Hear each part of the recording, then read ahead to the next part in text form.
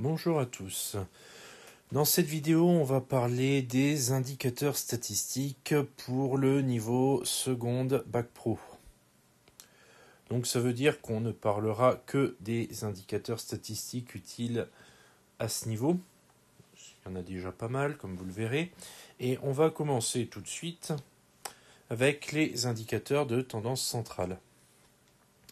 Donc les indicateurs de tendance centrale, il y en a quelques-uns à connaître au niveau seconde Bac Pro. Le premier, c'est la moyenne. En moyenne, indicateur qui est relativement simple. Donc, ce qui est important, surtout, c'est de bien connaître la formule ici. La formule qu'on peut résumer en on additionne toutes les valeurs et on divise par le nombre de valeurs n. Les moyennes sont notées x bar. Bien faire attention dans les exercices. Si vous avez quelque chose avec une barre au-dessus, bien souvent en statistique, il s'agit de la moyenne. Au niveau des formules, ce qu'il y a à retenir, c'est celle qui est encadrée en rouge, mais des fois que vous ayez des coefficients ou que vous ayez un tableau avec des effectifs, vous pouvez aussi utiliser la formule suivante.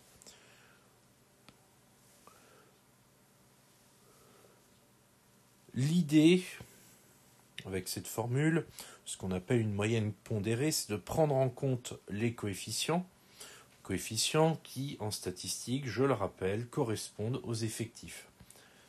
Donc, si par exemple, vous voulez faire la moyenne de 8, 12, 12 et 14, soit vous faites avec la première formule 8 plus 12 plus 14 divisé par 5, soit avec la deuxième formule, ça donnera du 8 fois 2 plus 12 fois 2 plus 14, le tout divisé par 5. Soit que cette deuxième formule, quand on a un tableau avec des effectifs, elle est beaucoup plus rapide et beaucoup plus facile à utiliser. Donc le mieux, c'est de connaître les deux formules pour ne pas avoir de problème. Ensuite, la médiane. Alors, la médiane, définition est très simple. C'est une valeur pour laquelle, dans la série statistique, il y a autant de valeurs plus grandes que de valeurs plus petites.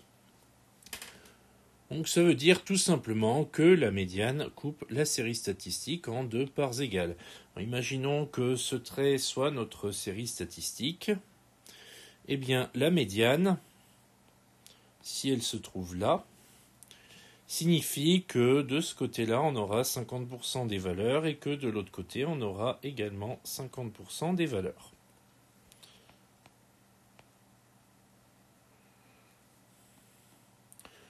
Donc c'est un bon moyen pour retenir la définition de la médiane. Ça doit couper en deux parts égales. On fait attention, il faut absolument, pour trouver la médiane, classer les valeurs de votre série statistique dans l'ordre croissant. Sinon, ça ne marche pas. Indicateur suivant, c'est le mode.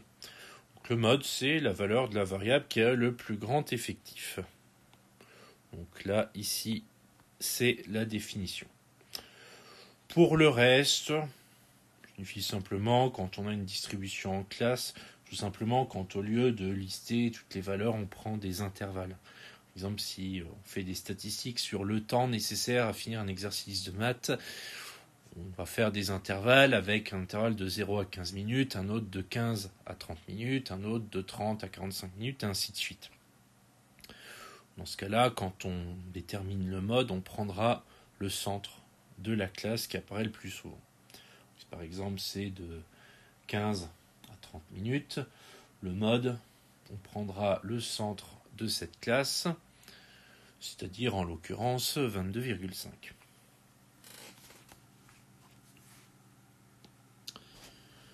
Ensuite, on a ce qu'on appelle les indicateurs de dispersion. Alors, par opposition aux indicateurs de tendance centrale qu'on vient de voir, car tendance centrale, ça va plutôt nous donner des indications sur ce qui se passe au centre de notre série, les indicateurs de dispersion, comme le nom l'indique, vont nous dire s'il y a une dispersion des valeurs ou pas. le premier, c'est le plus simple, c'est l'étendue. C'est la différence entre la plus grande valeur et la plus petite valeur.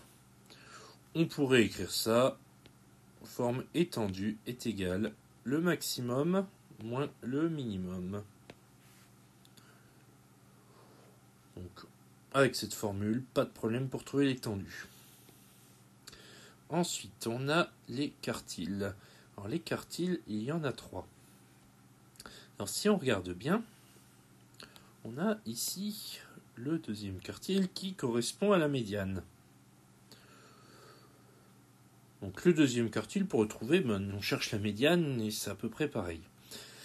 Pour le quartile 1 et le quartile 3, là, du coup, il va falloir faire un petit peu différemment.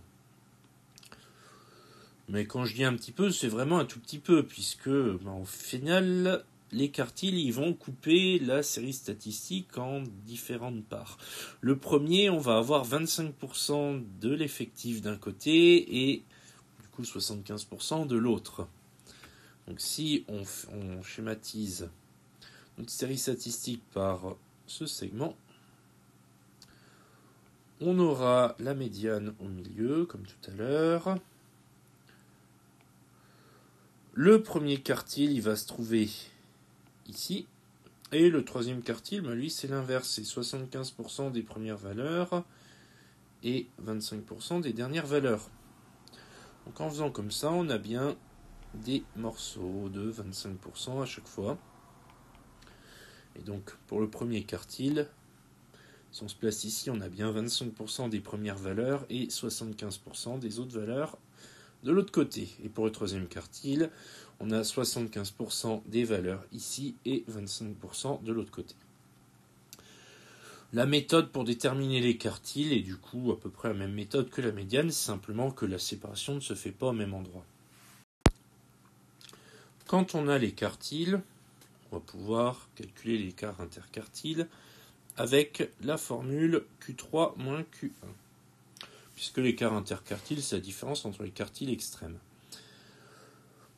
Donc, du coup, quand on a fait ce petit calcul, on a un indicateur de dispersion qui permet de savoir si la dispersion est importante.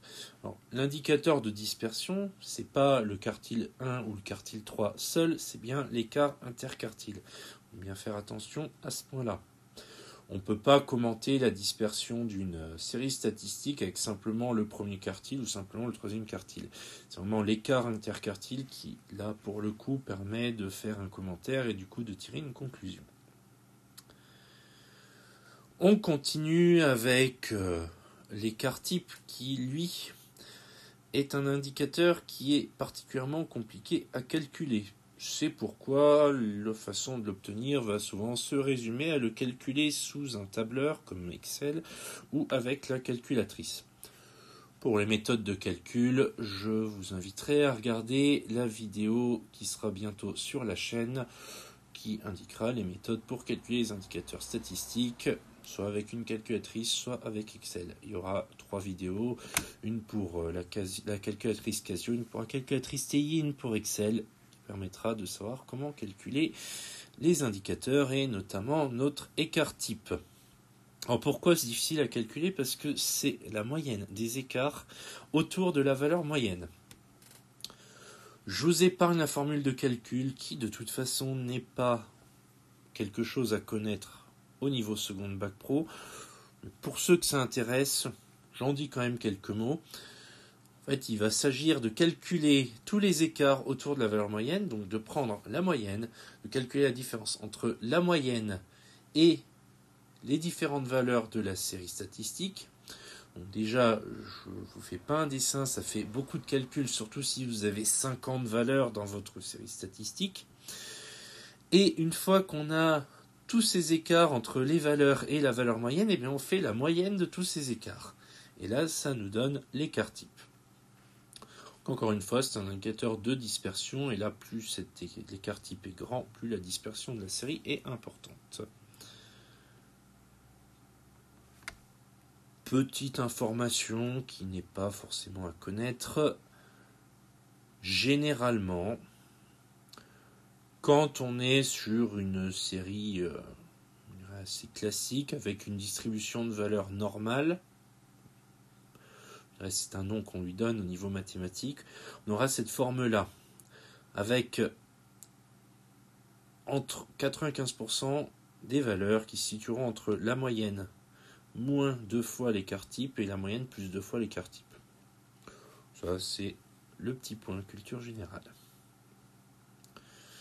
Le dernier point qui lui est un gros morceau et qui est vraiment à connaître et à maîtriser, puisque c'est un moyen facile de représenter un bon nombre d'indicateurs statistiques, c'est le diagramme en boîte à moustaches. Donc ce diagramme en boîte à moustaches permet de visualiser 5 données, le minimum, le maximum, le premier, le troisième quartile et la médiane.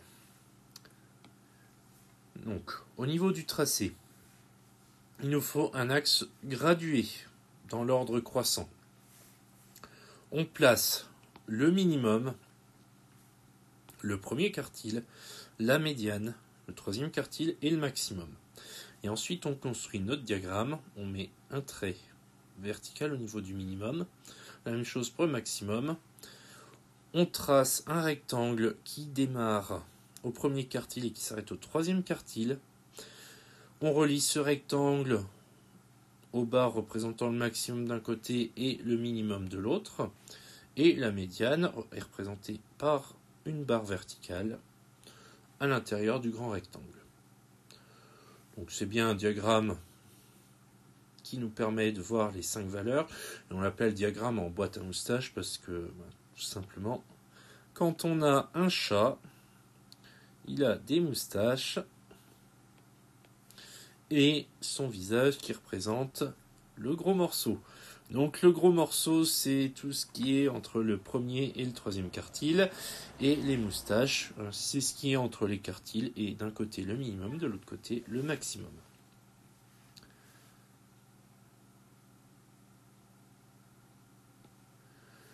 Donc voilà, c'est la fin de cette vidéo sur les indicateurs statistiques. Donc si vous avez des questions, n'hésitez pas à les poser en commentaire. Si la vidéo vous a plu, n'hésitez pas à laisser un pouce bleu. Et pour ne pas rater de vidéos sur la chaîne Le Prof de Maths Sciences, eh bien, vous pouvez vous abonner. Comme ça, vous aurez une petite notification, surtout si vous cliquez sur la cloche qui vous indiquera à chaque fois qu'il y a une nouveauté. Et sur ce, moi je vous dis du coup à très bientôt.